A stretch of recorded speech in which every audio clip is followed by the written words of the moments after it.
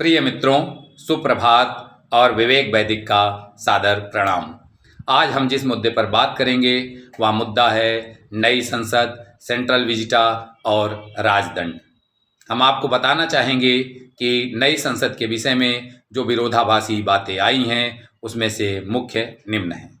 Number 1, जब पुरानी संसद थी तो नई संसद को बनाने में पैसा क्यों खर्च किया गया।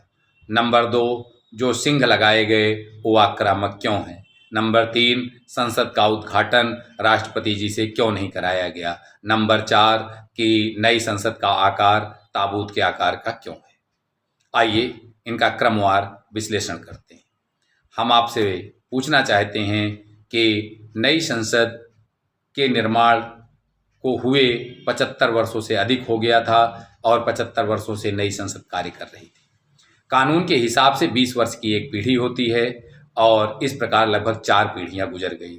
आपके पिताजी के पिताजी ने जो घर बनवाया था तो फिर आपके पिताजी को नया घर बनवाने की ज़रूरत क्यों पड़ी। स्पष्ट है कि नए समय में नई ज़रूरतें होती हैं जो कि पुराने से पूरी नहीं होती हैं, इसलिए आपके पिताजी ने नया घर बनवाया और इसी कारण से नई संसद बनी।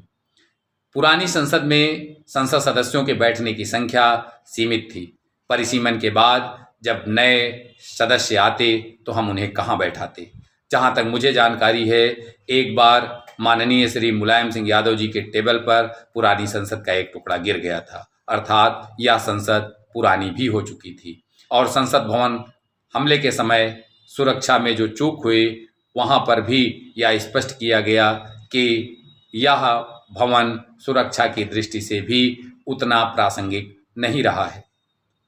अब आते हैं हम आगे कि जो पुरानी संसद थी उसमें बहुत से भवन किराए पर लिए गए थे कार्य करने के लिए, क्योंकि वह संसद छोटी थी जिसका किराया करोड़ों में था।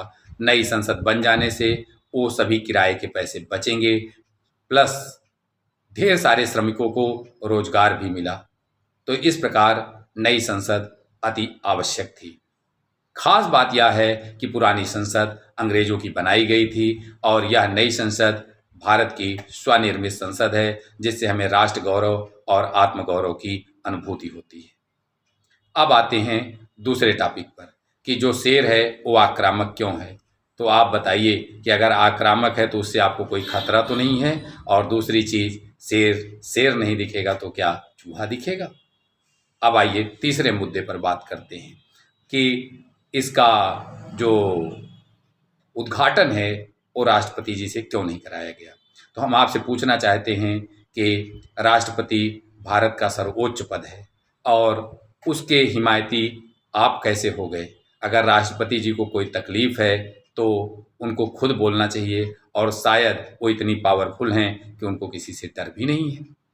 तो जब आप कोर्ट में जाते हैं, जब आप सुप्रीम कोर्ट में जाते हैं, तो सबसे पहले आपको यह साबित करना होता है कि क्या यह मुद्दा आपको आपके क्लाइंट ने हस्तांतरित किया है या क्या आपका इससे कोई हित प्रभावित है, तभी आप उस पर बोल पाएंगे।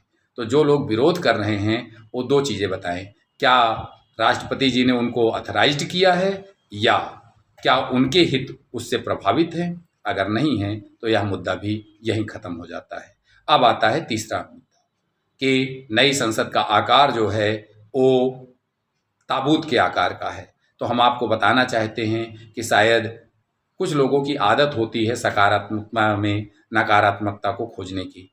तुलसीदास जी को शायद यह पहले से पता था, इसीलिए उन्होंने लिखा कि जाकी रही भावना जैसी, प्रभु मूरत देखी तही तैसी। तो कुछ लोगों को अगर इसमें राष्ट्र गौरव और आत्मगौरव की अनुभूति हो रही है तो कुछ लोग ताबूत देख रहे हैं, ये उनका अपना मुद्दा है। अब आते हैं राजदंड या सिंघोल के विषय में। तो हम आपको बता दें कि इसका प्रयोग चोल शासक सत्ता हस्तांतरण के लिए करते थे। हम आपको यह भी बता दें कि प्राचीन काल में जब राजा को सत्ता हस्तांतरित की जाती थी तो उसे छत्रदंड और राजदंड दिया जाता था। छत्रदंड मतलब आप ईश्वर के प्रतीक हैं, इसलिए आप कोई अनैतिक कार्य नहीं करेंगे, और राजदंड अगर आप अनैतिक कार्य करेंगे तो आप सत्ता से बाहर होंगे। यह भारतीय संस्कृति का प्रतीक है और हमें भारतीय संस्कृति पर गर्व होना चाहिए। हमारा पंथ मजहब कुछ भी हो, हमारी संस्कृति एक ही है, हमारा स्वा एक ही है, उसे किसी धर्म या मजहब से जोड़ने की कोई ज़रूरत नहीं है। और आप बताइए कि सिंघोल जो हमारी अति प्राचीन परंपरा और संपदा थी, उसको वॉकिंग स्टिक बताना कहाँ तक न्यायोचित था। राम राम, जय सिया राम।